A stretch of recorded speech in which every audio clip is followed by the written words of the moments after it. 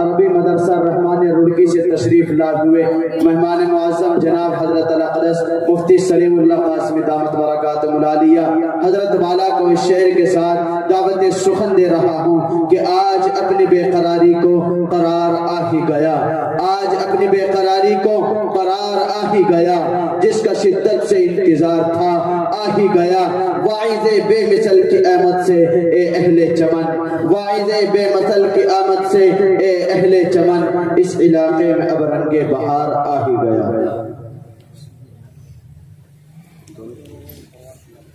ماشاءاللہ بھائی، حضرت قاری ابو سعید صاحب دامت برکاتہ العالیہ نے بھی بتایا ہے کہ مدرسے میں ماشاءاللہ 2 بچے حافظ قرآن ہوئے۔ ماشاءاللہ یہ تو بڑی خوشخبری کی بات ہے بھائی، بہت دیر کے بعد پتہ لگا ہے۔ محمد ساجد محمد کیفی ہیں 2 بچے ماشاءاللہ اس مدرسے میں حافظ قرآن ہوئے۔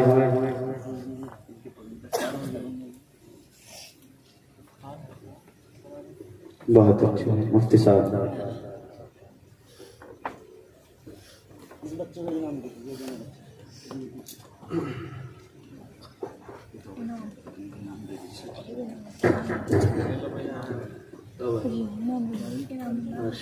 مبارک ہوا حافظ قرآن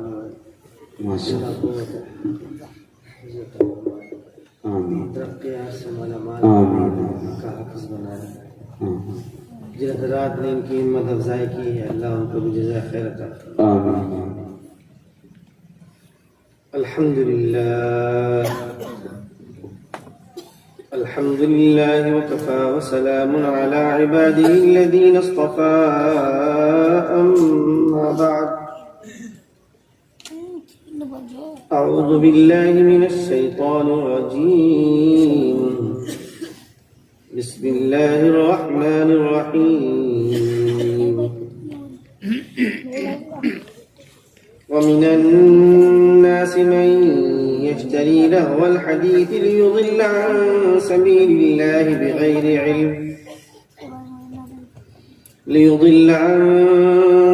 الله بغير علم ويتخذها هزوا صدق الله العظيم۔ بزرگان محترم، برادران اسلام، ماشاءاللہ آپ حضرات عشاء کے بعد سے بیٹھ کر جب کہ اصلاح معاشرہ سے متعلق مختلف موضوعات پر سن رہے ہیں، مجھے تو خاص طور سے چند منکرات پہ بات کرنا ہے جو میں شہر میں دیکھ رہا ہوں، جو ہمارے نوجوانوں میں برائیاں پائی جا رہی ہیں۔ ہمارے خاص طور سے شہر رڑکی میں محلے میں وہ برائیاں پائی جا رہی ہیں، ان کا ذکر کرنا ہے، اور ہم سب کو یہ عہد اور کوشش کرنا ہے کہ ہم خود بھی بچیں گے ان برائیوں سے اور دوسروں کو بھی بچائیں گے انشاءاللہ۔ کیوں بھائی ارادہ کر رہے ہیں نا؟ جی سر۔ ماشاءاللہ یہ مجمع نوجوانوں کا ہے، اور نوجوان جب ارادہ کرتے ہیں تو دنیا کی کوئی بڑی سے بڑی طاقت ان کو نہیں روک سکتی، وہ اپنی منزل مقصود پر ہی جا کے سانس لیتے ہیں۔ تو آپ حضرات کو دیکھ کے مجھے تو بہت ہی خوش ہو رہی ہے کہ یہ سارے میرے شہر کے نوجوان محلے کے بیٹھے ہوئے ہیں۔ چند باتیں آپ حضرات کے سامنے بالکل ایک دم کھل کے کرنی ہے۔ دیکھیے، بلا کسی تمہید کے جناب رسول اللہ صلی اللہ علیہ وسلم پر قرآن مجید نازل ہوتا تھا۔ آپ اس قرآن کو امت کے سامنے، صحابہ اکرام کے سامنے اس وقت پڑھ کے سنایا کرتے تھے۔ ایک شخص تھا نضر بن حارث، جب آپ قرآن سناتے تھے تو وہ بھی دیکھتا تھا، روزانہ آپ کے سننے والوں میں اضافہ ہوتا جا رہا تھا، تو اس کو دیکھ کے وہ بہت اڑتا تھا کہ آپ کی مجلس کیوں ترقی کر رہی ہے۔ وہ مکے کا رہنے والا تاجر تھا، ملک فارس تجارت کے لیے جایا کرتا تھا، اس نے آپ کی مجلس کو کمزور کرنے کی یہ چال چلی. بچوں دھیان سے جو ادھر میری طرف متوجہ ہو، یہ قصہ سنا رہا ہوں آپ لوگ، دھیان سے. آپ صلی اللہ علیہ وسلم کی مجلس کو کمزور کرنے کی اس نے یہ چال چلی کہ وہ فارس جایا کرتا تھا تجارت کے لیے. وہاں اسفندیار اور رستم ان کی قصے اور کہانیوں کی کتابیں خرید کے لایا. اس نے بھی آپ صلی اللہ علیہ وسلم کی مجلس کے برابر میں مجلس لگائی اور وہ رستم اور اسفندیار کی قصے اور کہانی سنایا کرتا تھا. اور اس نے یہ کہنا شروع کیا کہ اے لوگوں، تم محمد صلی اللہ علیہ وسلم کی باتوں کو سن رہے ہو، یہ تمہیں کہتے ہیں نماز پڑھو، روزہ رکھو، زکوٰۃ دو، تمہیں قید و بند میں یہ رکھنا چاہتے ہیں. تم ادھر آؤ میرے پاس، میں تمہیں رستم اور اسفندیار کی قصے کہانیاں سناتا ہوں، مزے لو، عیش کرو، آ جاؤ میرے پاس، آ کے سنو. چنانچہ کتابوں میں لکھا ہے کہ آپ کی مجلس سے لوگ ادھر آنے لگے، کیونکہ کرنا دھرنا تو کچھ تھا نہیں. یہاں آ کے باتوں کو سننا، اس میں تعلیم و تعلیم و ذمہ داری کی کوئی باتیں نہیں ہوتی. قصے کہانیوں میں آپ کے پاس سے اٹھ کے یہاں آنے لگے.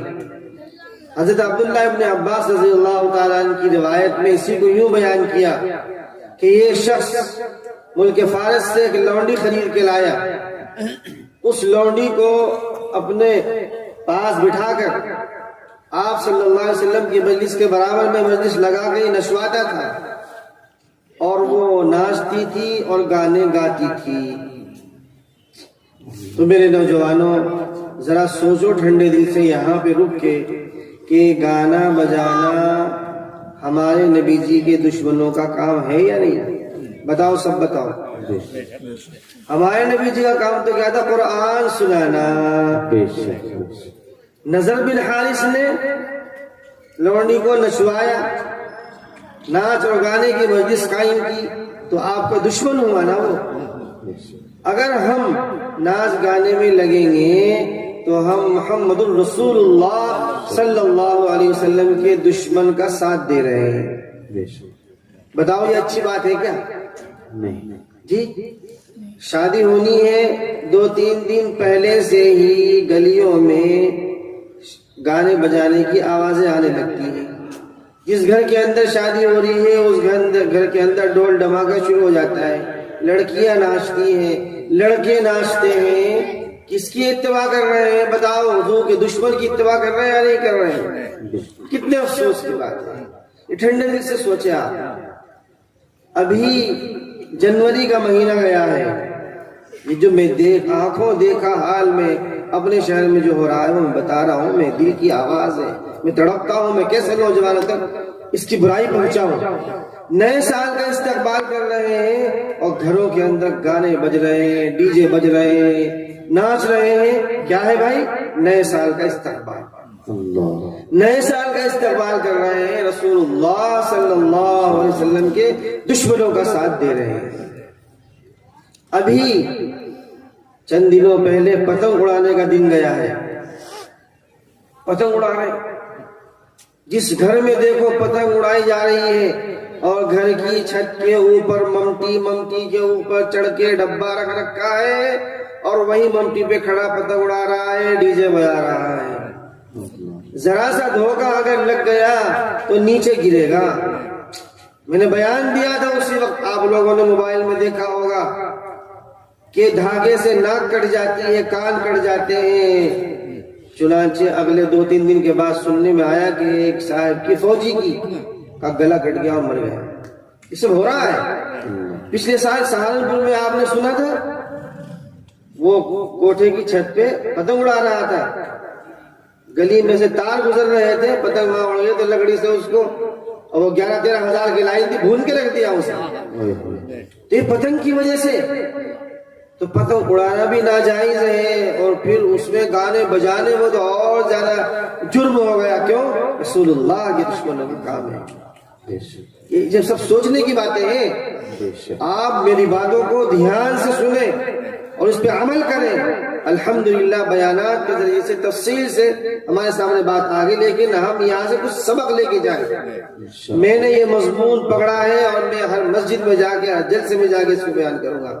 ابھی مغرب میں نے عثمانیہ مسجد میں بیان کیا، اب یہاں ہوا، کل کو عرفان العلوم میں ہوگا، پھر بندے پہ ہوگا، اور ساری مسجدوں میں جاؤں گا، اپنے نوجوانوں کو اکٹھا کروں گا. انشاءاللہ میری بات مانیں گے، کیونکہ مانی ہے اس سے پہلے. شہر روڑکی کے اندر ہر چوک پہ گانے بجانے ہوا کرتے تھے. عید کی رات میں سب ختم ہو گئے. کیوں؟ ہم نے عیدگاہ سے اس پروگرام کو شروع کیا تھا، سب ختم. ایسے ہی میرے نوجوانوں، اس گانے بجانے کو ختم کرو. کہاں سے ختم کرنا ہے؟ اور سنو، بٹنے کا پروگرام ہوتا ہے، پیلے کپڑے پہنتی ہیں عورتیں جی، اور بٹنا لگا رہی ہیں. چلو دلہن اپنے آپ کو صاف ستھری کر لے، اچھے اچھے صابن آ رہے، صابن لگا لے. چلو بٹنا ہی ملنا، بٹنا مل لے، لیکن خود ملے نا. کئی ساری عورتیں آپس میں ایک دوسرے کو مل لی، دھکا مکی کر رہی، اور وہاں بھی گانے بجانے کا پروگرام جی.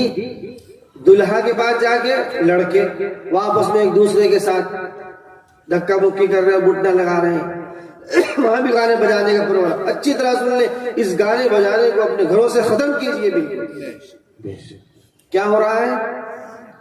اب 15 سال کا تھا بچہ، 16 سال کا ہو گیا، 17 سال کا ہو گیا. اب اس کی سالگرہ منائیں، کیا کہتے ہیں؟ جنم دن، برتھڈے منایا جاتا ہے. اس میں کیک کاٹا جاتا ہے. میں اپنے ساتھ جو واقعہ ہوا اس کو میں بتلاتا ہوں. میں نے نور مسجد میں ترجمہ بیان کرتا ہوں. ترجمہ بیان کر کے ہم جا رہے تھے تو گلی سے گزر ہوا، ایسے آواز آ رہی مارنے کی، توڑنے کی، دل دہل گیا. ہم نے یہ سمجھا کہ اس گھر میں لڑائی ہو گئی، کہ لڑائی ہو گئی. اب دیکھا تو باہر سے بھی کنڈا لگا ہوا ہے. ہم پریشان ہوئے کہ بھئی یہ کیا. گئے واپس آئے تو 2-3 نوجوان کھڑے تھے. میں نے روک لیا اپنے ساتھیوں میں، رکو. ان سے پوچھا بھئی ابھی تو یہاں پہ بہت دل دہلانے والی آوازیں آ رہی تھی، کیا ہوا؟ تو وہ چپ. ایک نے کہا کہ جی کچھ نہیں، وہ تو ایسے برتھ ڈے منا رہے ہیں. اس طریقے سے برتھ ڈے منایا جاتا ہے کیا؟ میں نے پوچھا بھئی کیا ہوگا، آپ تو بتاؤ. کہ جی وہ کیک کاٹ رہے تھے، اسے کیک کو کاٹا اور کاٹ کے پھر ایک دوسرے کے منہ پہ ملا، اور پھر ایک دوسرے کا گھس بجائے، گتم گت ہوئے، اور پھر وہ آوازیں جو آپ نے سنی وہ دل دہلانے والی اس کی. کتنے افسوس کی بات ہے. زندگی کا 1 سال کم ہو گیا، زندگی کا 1 سال کم ہوگا. یہ نہیں کہ زندگی 1 سال بڑھ گیا، کم ہوا ہے. اللہ نے ہمارے لیے جو زندگی لکھی ہے 60-70 سال، اگر ہم 15 کے تھے 17 کے ہو گئے تو یہ 15, 16, 17 سال کل زندگی میں سے کم ہوئی ہے. اس میں تو ہمیں محاسبہ کرنا چاہیے. یہ جو سال گزرا ہے ہمارا اللہ کے حکموں کے مطابق گزرا ہے یا اللہ کی نافرمانی میں گزرا ہے؟ یہ برتھ ڈے اس طریقے سے منانا یہ بالکل غلط ہے. اور گانے بجانے کے ساتھ، ڈی جے کے پروگرام کے ساتھ تو اور بری چیز ہے. سال آپ کا اگر ایک آپ کے بقول بڑھ رہا ہے زندگی میں بھائی، اور ہلکے پھلکے کھانا کھلا دیا، بیٹھ گئے، خوشی منا لی، اتنے کی تو گنجائش کہی جا سکتی ہے، اس کی بھی ضرورت تو نہیں ہے. لیکن وہ کیک کاٹنا، موم بتیاں جلانا، دھکے مکے کرنا، گانے بجانے کرنا، یہ تو بہت ہی بری بات ہے، اللہ کو ناراض کرنے والی بات ہے. اور آگے چلیے، شادی بیاہوں کے اندر مہندی کی رسم چل رہی ہے. اس میں جو کپڑے مہندی کے کلر کے پہنے جا رہے ہیں، گھٹنے میں پیلے کپڑے پہنے جا رہے ہیں، اور بالکل تھالی کے اندر بٹنا ادھر سے ادھر، دلہن کی طرف سے دلہا گیا اور دلہا کے یہاں سے دلہن کی طرف. یہ اس طریقے سے پیش کیا جا رہا ہے جہاں کہیں جیسے کہیں پوجا کرنے جا رہے، عبادت کرنے جا رہے. سب غلط باتیں ہیں، ایسے نہیں کرنا چاہیے. اور جب شادی کا دن آتا ہے جی، دلہن کو بیوٹی پارلر میں تیار کرنے کے لیے لے جاتے ہیں جی. اب جب وہ تیار ہو کے آ رہی ہے، برقع اس کے اوپر سے ختم، وہاں سے شادی گھر کے دروازے سے لے کے جہاں اس کو جا کے بیٹھنا ہے بالکل بے پردہ جا رہی ہے، عوریاں جا رہی ہے، برقع نہیں ہے. سارے لوگ اس کا نظارہ کر رہے ہیں. ایک چارپائی اسے جیتے جی جنازے کے نیچے دفنا رہے ہیں. 2 فولڈنگ ہے، وہ ایک آدمی ادھر سے، ایک ادھر سے، 4 آدمی نے پکڑ رکھی ہے اور اس کے نیچے نیچے لے جا رہے ہیں. اور فوٹوگرافر اس کے فوٹو کھینچ رہے ہیں اور دونوں طرف سے وہ سفید سفید کیا ہوتا ہے ان کے اوپر گر رہا ہے اور سارے مرد ان کو دیکھ رہے ہیں. وہ دلہن جس کو دلہا کے جانے کے بعد محلے کی لڑکیاں عورتیں بوڑھی سر پہ ہاتھ رکھتی تھی دیکھنے آیا کرتی تھی, آج مردوں کے سامنے اس کو بے پردہ کر دیا ہے. کتنی اس کی عزت سے کھلواڑ ہو رہا ہے, باپ کو کچھ پتا نہیں ہے. تو یہ سب چیزیں غور و فکر کرنے کی ہیں. یہ بے حیائی, یہ عریانیت, یہ فحاشی, یہ سب کچھ ہو رہا ہے. اب شادی کا دعوتی پروگرام ہے تو اس میں مردوں کا الگ پروگرام ہونا چاہیے, عورتوں کا الگ ہونا چاہیے, اور بیٹھ کے کھلانا چاہیے. مردوں کو کھلاؤ بیٹھا کے, عورتوں کو کھلاؤ بٹھا کے. مرد میں مرد ویٹر ہو اور عورتوں میں عورت ویٹر ہو, مل جائیں گے. جب آپ اتنا خرچ کر رہے ہیں, پہلے تو میں کہتا ہوں کہ دعوتی بھی کم ہو اور باراتی بھی کم ہو. مختصر سا پروگرام کیجئے, یہ جھنجھٹ سب ختم ہو جائے گا. لیکن آپ کہتے ہیں نہیں جی ہم تو بڑا ہی پروگرام کریں گے, ٹھیک ہے تو پھر آپ میرے کہنے سے 50,000 روپے اور خرچ کرو ویٹروں کے نام پہ. آپ قنات لگائیے بھی اس میں, ادھر مرد ہوں ادھر عورتیں ہوں, عورتوں میں عورتیں ویٹر سپلائی کریں اور مردوں میں مرد ویٹر سپلائی کریں, اور انہیں کرسیوں پہ بٹھائے کھلائے. کوئی بھی آپ دیکھ لیجیے, چاہے ہندو ہو, مسلمان ہو, سکھ ہو, عیسائی ہو, اپنے گھر میں بیٹھ کے کھانا کھاتا ہے, دسترخوان پہ بیٹھ کے کھاتے ہیں. اور ہوٹلوں میں جائیے آپ اسی میز پہ بیٹھ کے کھانا کھاتے ہیں. تو شادی بیاہوں میں کیوں ہم بالکل ایک دم بے لگام ہوئے جا رہے ہیں؟ رزق کی توہین ہو رہی ہے, رزق گر رہا ہے, کھانا گر رہا ہے, اس کی بے حرمتی ہو رہی ہے. یہ رزق ہمارے لیے بد دعا بھی کرے گا, اور یہی رزق ہمارے لیے نجات کی بھی دعا کرتا ہے جب ہم اس کے ادب احترام کرتے ہیں, اور جب ہم اس کی بے عزتی کرتے ہیں تو یہی بد دعا بھی کرتا ہے. اس لیے یہ موٹی موٹی باتیں ہیں میرے نوجوانوں. آپ کو عہد کرنا ہے, آپ کو ارادہ کرنا ہے کہ ہم اپنی شادی بیاہوں کو ان تمام چیزوں سے پاک و صاف کریں گے. کیوں بھائی کریں گے نہیں انشاءاللہ؟ ہاتھ اٹھاؤ, سب اٹھا لیجیے. ارادہ کیجیے اور عہد کیجیے کہ گانے بجانے کو اپنے محلے سے اپنے گھروں سے جی ہم ختم کریں گے. دیکھو پہلے تو بہت مشکل ہوتا تھا گانا سننا, سنیما ہال میں جانا پڑتا تھا فلم دیکھنے, تصویریں دیکھنے کے لیے. آج ہر گھر نہیں ہر جیب میں ہے, ہر گھر نہیں ہر جیب میں ہے. اور یہ ساری برائیوں کی جڑ ہے, یہ سانپ کا پٹیرا ہے, سانپ کا پٹیرا جی, وہ جو جس میں سانپ ہی سانپ ہوتے ہیں نا سپیرے کے پاس, یہ سپیرے کا پٹیرا ہے. اس کے اندر بڑے خطرناک اور زہریلی چیزیں ہیں, جس میں موبائل, اور یہ بہت فائدے کی بھی چیز ہے. آپ خبر سنیے اور خبر سنائیے, آپ اس سے تجارت کیجئے, دور ملکوں میں آپ تجارت کیجئے جی. آپ اس کے ذریعے سے بیان سنیے, اچھی نعتیں اور نظمیں سنیے, قرآن سنیے, بہت اچھی بھی چیزیں ہیں اور اس کے اندر بری بھی چیزیں ہیں. جیسے آپ استعمال کرو گے ایسے استعمال ہوگا. یہ آپ سمجھدار ہیں, عقل مند ہیں, آپ کے سامنے علماء نے اچھی اچھی باتیں رکھی ہیں اور بتلایا کہ یہ اچھی باتیں ہیں, یہ بری باتیں ہیں. تو آپ کی سمجھداری یہ ہے کہ اچھی باتوں کو اس میں سے حاصل کریں اور بری باتوں کو اس سے کھولے ہی نہ, اس کو سنے ہی نہ, اس کے اندر سے جو موبائل میں ہے.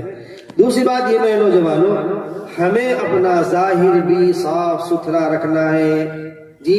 نبی پاک صلی اللہ علیہ وسلم نے ہمیں بے یار و مددگار نہیں چھوڑا, ہر چیز ہمیں سکھلائی ہے. ہمیں کھانا کیسے کھانا ہے, دسترخوان بچھا کے ہاتھ دھو کے کھانا کھانا ہے جی, بسم اللہ پڑھ کے کھانا کھانا ہے, اپنے سامنے سے کھانا کھانا ہے. اگر کئی سارے لوگ بیٹھے ہوئے ہیں تو دوسرے کی رعایت کرتے ہوئے کھانا کھانا ہے. اب آپ اپنے لباس میں آئیے, لباس بھی ہمیں پہن کے دکھلایا ہے, ڈھیلا ڈھالا لباس ہمیں پہننا چاہیے. آج کل ایسے چست اور ٹائٹ لباس لڑکے اور لڑکیاں پہننے لگے جن سے جسم جھلکتا ہے, جسم نظر آتا ہے. ایسا نہیں ہونا چاہیے. رکوع میں جا رہے ہیں تو پیچھے سے مانگ کھل رہی ہے, دونوں کلوں کے درمیان کا حصہ نظر آ رہا ہے, کیسے نماز ہو جائے گی بتاؤ؟ اس لیے ڈھیلی ڈھالی پینٹ ہونی چاہیے, شرٹ ہماری نیچی ہونی چاہیے تاکہ وہ حصہ نظر نہ آئے نماز کی حالت میں, اور بال ہمارے صحیح اور درست ہونے چاہیے. آج قسم کے بال نوجوان رکھ رہے ہیں. کسی کرکٹر نے, فلم اسٹار نے کوئی طریقہ ایجاد کیا بالوں کا, وہ ہمارے نوجوان کٹوانے لگے. یہاں سے کٹوا لیے, یہاں سے کٹوا لیے, یہاں سے چھوڑ دیے, یہاں سے کٹوا لیے, یہاں چھوڑ دیے, یہاں سے کٹوا لیے, یہاں چھوڑ دیے. یہ سب غیر شرعی ہے, جائز نہیں ہے, جائز نہیں ہے. میرے نوجوانوں اس طریقے کے بال مت کٹواؤ. سمجھے؟ ہاں، بال کیسے ہونے چاہیے؟ 3 طریقے کے بال ہونے چاہیے. تو بڑے بڑے رکھیے. آپ کو اگر بال رکھنا ہے بڑے بڑے رکھے خوب. ہمارے نبی جی جناب محمد رسول اللہ صلی اللہ علیہ وسلم نے بڑے بڑے بال بھی رکھے ہیں. اور اگر چھوٹے کرنے ہیں تو سارے برابر ہونے چاہیے. یہ نہیں کہ یہاں سے کٹوا لیا یہاں چھوڑ دیا، یہاں سے کٹوا لیا یہاں چھوڑ دیا، عجیب عجیب طریقے سے 2 لائن یہاں کھینچ لی، 2 لائن یہاں کھینچ لی. جی داڑھی میں بھی 1 لائن یہاں کھینچ لی، 1 یہاں کھینچ لی. داڑھی کی بھی درگتی کر رہے ہیں. داڑھی پوری ہو، 1 مشت ہونی چاہیے. 1 مشت پوری ہو گئی تو اب اس کے بعد جو زائد ہے اس کو کاٹ سکتے ہیں. اس سے پہلے کاٹنا صحیح نہیں ہے. مکمل 1 مشت ہونی چاہیے. ایسے ہی بال بھی پورے صحیح اور درست ہونے چاہیے. دیکھیے میرے بال ہیں سارے برابر، ایسے برابر ہونے چاہیے. آج کل یہاں سے کٹوا دیے، یہاں سے کٹوا دیے، یہ رکھ لیے جی، یہاں سے کٹوا دیے، یہاں سے کٹوا دیے، یہ رکھ لیے. عجیب اتنے لمبے لمبے، سامنے سے بہت لمبے لمبے رکھ لیے اور پیچھے سے سارے ختم کر دیے. یہ سب غلط. آج سے سینکڑوں 14 سال پہلے جناب محمد رسول اللہ صلی اللہ علیہ وسلم نے پیشین گوئی فرما دی تھی کہ امت میں اس طریقے سے بال کاٹے جائیں. اللہ کے واسطے میرے نوجوانوں، بال یا تو بڑے بڑے رکھو خوب پیچھے، اور یا بالکل برابر رکھیے جیسے میرے ہیں، اور یا بالکل اس طرح پھروا دیجیے. بس یہ 3 طریقے ہیں. ان 3 طریقوں سے بالوں کو کٹوانا چاہیے. اس کے علاوہ کوئی اور جو طریقہ ہے وہ سب غیر شرعی ہے. اس لیے ہمیں چاہیے ہمارے نوجوانوں کو کہ بال بھی صاف ستھرے رکھیں، کیونکہ رکھیں گے نا انشاءاللہ. اور داڑھی بھی بڑھائیں اپنی. داڑھی 1 مشت ہونی چاہیے ہمارے. اور آپ کے آقا جناب محمد رسول اللہ صلی اللہ علیہ وسلم 1 مشت داڑھی رکھا کرتے تھے. اور ہماری آخرت سدھرے جی، اس کے لیے ضروری ہے کہ دل میں اللہ کا ڈر ہو، اللہ کا خوف ہو، اللہ سے محبت ہو. جی ہم نے اللہ سے محبت کرنا سیکھا ہی نہیں. ہمیں محبت ہے تو کسی لڑکے سے، کسی لڑکی سے، گرل فرینڈ اور فرا فرینڈ. کہاں جا رہے ہیں ہم؟ ہمارا محبوب اللہ ہے. ہمارا محبوب کون ہے؟ اللہ ہے. اللہ سے اگر محبت ہے، قرآن یہ کہہ رہا ہے کہ نبی جی کی اتباع کرنی ہوگی، نبی جی کی اتباع کرنی ہوگی. ہمیں جناب محمد رسول اللہ صلی اللہ علیہ وسلم کی اتباع کرنی ہے. نماز میں، نماز آپ صلی اللہ علیہ وسلم بڑے اہتمام سے پڑھا کرتے تھے. آج ہمارے نوجوان کتنے نماز پڑھ رہے ہیں؟ سوچنے کی بات ہے. یہ جماعت والے بیچارے پیچھے پیچھے پھر رہے ہیں، پیچھے پیچھے پھر رہے ہیں، اور ہم بھاگ رہے ہیں. نماز ہو رہی ہے، چوراہوں پہ، گلیوں پہ بھیڑ لگائے کھڑے ہوئے ہیں. حالانکہ مسجد میں ہم نہیں جا رہے، مسجد خالی پڑی ہے. ہمارے نبی جی نے 5 نمازوں کے علاوہ رات میں تہجد بھی پڑھتے تھے. آپ کے حتی تورمت قدما، آپ کے پاؤں پر، دونوں پاؤں پر ورم آ گیا تھا. ہمارے سے وہ اتنا زیادہ زوردار مطالبہ نہیں ہے تہجد کا. اگر پڑھ لیں گے تو بہت اچھی بات ہے، اللہ کے ولی بن جائیں گے. اور اگر نہیں پڑھیں گے تو گناہ نہیں. بھئی کم سے کم 5 وقت کی نماز تو پڑھ لو. پھر پڑھو گے نہیں پڑھو گے؟ ہاں نماز پڑھو. ہمارا دل اللہ سے جڑے، ہمارے نبی جی کے ساتھ اتباع کا جذبہ آئے. اس کے لیے 2 چیزیں ضروری ہے. یا تو مدرسے میں جا کے علم حاصل کریں، یا پھر اولیاء اللہ بزرگان دین سے تعلق جوڑیں، اور یا پھر یہ چلتا پھرتا مدرسہ تبلیغ کی جماعت ہے، اس میں اپنا وقت لگائیں. ٹھیک ہے؟ دل میں اللہ کی محبت پیدا ہوگی، آخرت کی فکر ہوگی. اللہ سے دعا ہے کہ اللہ رب العزت جو باتیں کہیں اور سنی گئی ہیں ان پہ عمل کی توفیق عطا فرمائے. ہمارے دل میں کل قیامت میں اللہ کے سامنے کھڑا ہو کے جواب دینا ہے. بس یہ بات آ جائے، انشاءاللہ عمل کرنا آسان ہوگا. اللہ ہم سب کو